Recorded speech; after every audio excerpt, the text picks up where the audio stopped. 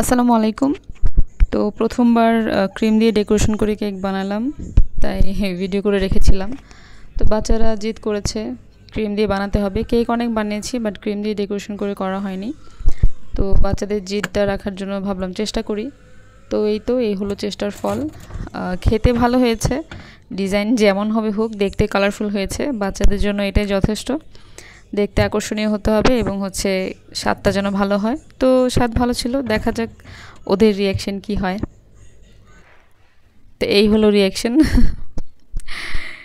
Cake দেখে খুব লাফালাফি করেছিল, আমি এটা ভিডিও করিনি। তো এখন ওদেরকে খেতে দিব, দেখা যাক কি হয়। তো কেকটা খুবই সফট হয়েছে। আমি খুব কম আর কি ক্রিম পরিমাণে বানিয়েছিলাম, যার কারণে ভেতরে খুব বেশি একটা দিতে পারি নাই। আমি উপর দিয়েই জাস্ট ডেকোরেশন করেছি যেন ওদের কাছে দেখতে আকর্ষণীয় লাগে। তো দুজনে এখন খাবে। Let me try the. Hey, mommy, what are you drop?